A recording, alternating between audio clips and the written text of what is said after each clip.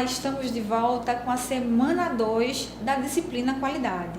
E nessa semana nós vamos conhecer sobre certificações de qualidade. Eu acho que a essa altura, além de você ter lido o seu caderno e feito outras atividades, você já viu em algum lugar falar sobre certificação ISO.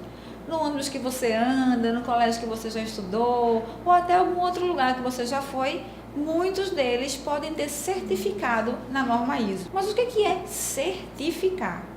Certificar é quando uma empresa, ela contrata uma empresa que não está relacionada a ela, uma outra empresa, para fazer uma auditoria, para avaliar se essa empresa contratante atende a certos requisitos de alguma norma que ela tenha desejado implantar na sua empresa. Observem que eu falei certificar e falei também a palavra implantar. Implantar e certificar são bem diferentes. Eu posso adquirir uma norma, achar interessante aquela norma para a minha empresa e fazê-la funcionar na minha empresa. Isso é implantar, fazer com que as pessoas cumpram aquelas regras, fazer com que aquela empresa, aquela organização siga as regras daquela norma.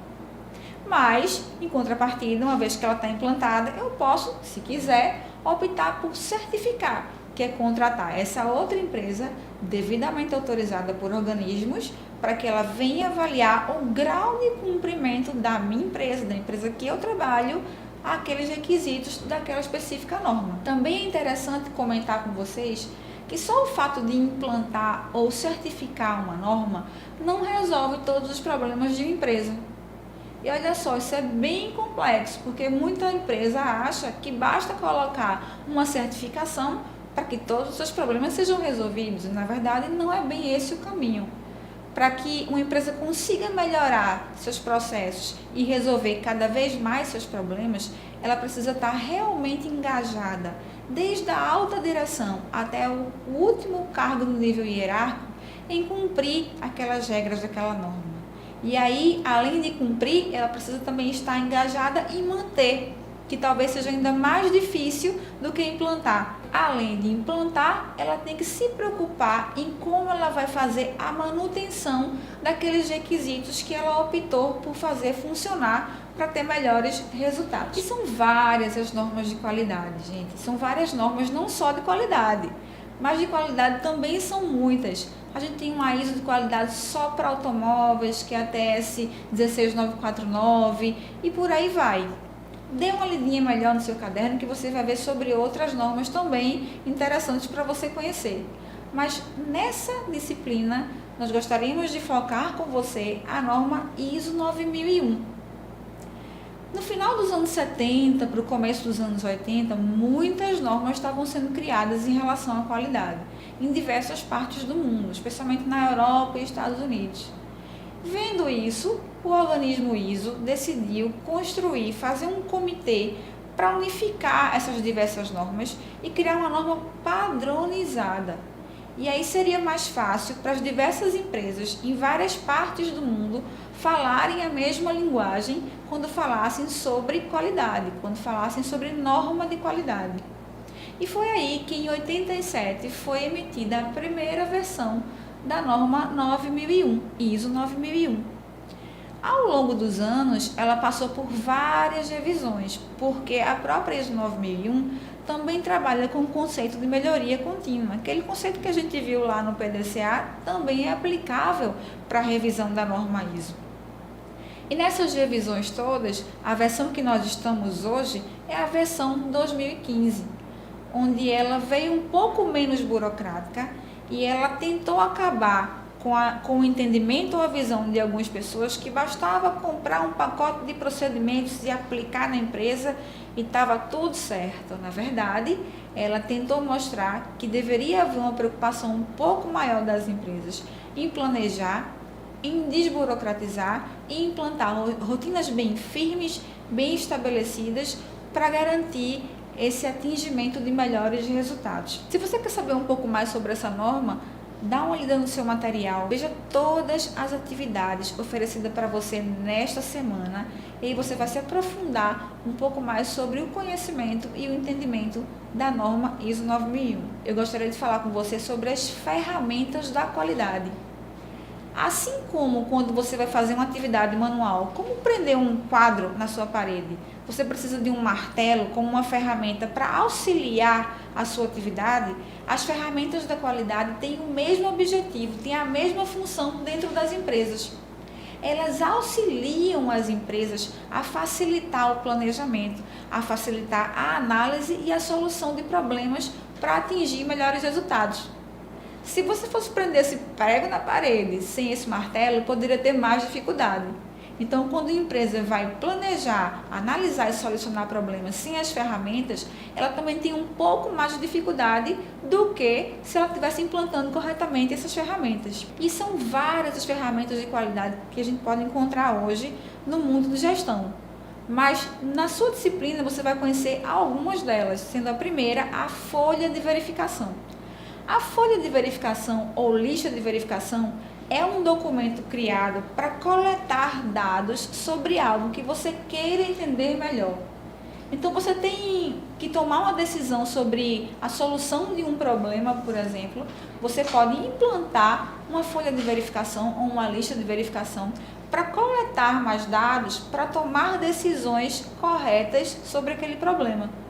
Quando a gente fala sobre ferramentas da qualidade, tomar decisões com base em fatos, com base em objetivos, é o caminho certo. Nós não podemos ser subjetivos, não podemos tomar decisões com base no que a gente acha, com base em achismo. Uma segunda ferramenta muito interessante para vocês conhecerem é a ferramenta chamada Diagrama de Ishikawa. Na semana anterior, você viu alguns gurus e um deles era o Kaoru Ishikawa, criador dessa ferramenta, por isso que ela tem esse nome. Mas ela também é conhecida aqui no Brasil como espinha de peixe, porque ela tem um formato parecido com espinha de peixe. Em cada ponta da espinha, ela tem uma palavra que é considerada como uma categoria, onde a gente pode agrupar as causas de um problema. Na cabeça do peixe fica o efeito, que é aquilo que a gente enxerga do problema. E aí as pessoas começam a trabalhar, a estudar, a fazer uma tempestade de ideias, que é uma outra ferramenta também chamada de brainstorming, para poder sugerir e encontrar quais foram as causas daquele problema. E uma vez encontrando as causas daquele problema, fica mais fácil elas saírem da superficialidade e aí mergulharem um pouco mais nesse problema para trazerem as suas soluções. Na ferramenta Brainstorming ou Tempestade de Ideias, eu posso aplicar essa ferramenta para encontrar as causas de um problema, mas também posso fazer e aplicar essa ferramenta para encontrar as soluções de um problema.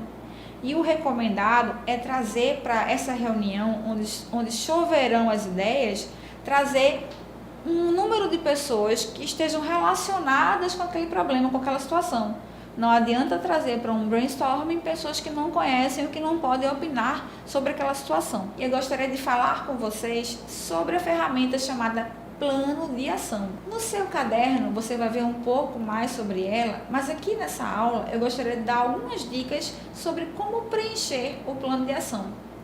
Você viu no seu caderno que ela é formada por algumas perguntas. Na verdade, a ferramenta original tem o nome de 5W2H. Que seriam 5 perguntas que começariam com W e 2 perguntas que começariam com H, que são muito importantes para que a gente obtenha qualquer bom planejamento. Simplificando a ferramenta, a gente pode começar com uma perguntinha chamada o quê? No campo o quê do plano de ação, você vai escrever o que fazer para resolver aquele problema cujas causas você estudou lá quando aplicou aquela ferramenta chamada espinha de peixe. O que você vai fazer para resolver esse problema? Na pergunta como, é o detalhamento desse campo o quê? Como você vai resolver esse problema? Quais são as estratificações? Qual é o detalhamento desse o quê que é necessário para você resolver esse problema? Na pergunta quando, ele pede uma data para você estabelecer para cada ação que está colocando no seu o quê ou no como, para resolver aquele problema. Na pergunta quem, você vai estabelecer o nome do responsável para resolver aquele problema. E olha só, se aquele responsável não estiver fazendo parte daquela reunião para solucionar o problema, Você precisa trazê-lo para junto daquela reunião.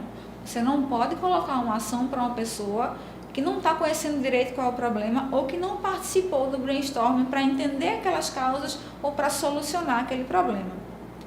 Nada pode ser colocado no nome de alguma pessoa, nenhuma ação, nenhum prazo, sem que ela concorde com aquele prazo ou com aquela ação.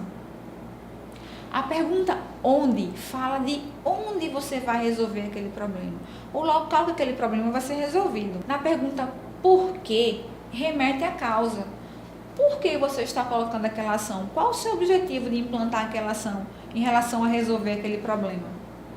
Já a pergunta quanto, ela fala de quanto vai custar cada uma daquelas ações para resolver o seu problema. E é muito interessante colocar esse valor, que é para que você consiga comprovar dentro da sua empresa que até vai levar algum investimento para você resolver aquele problema.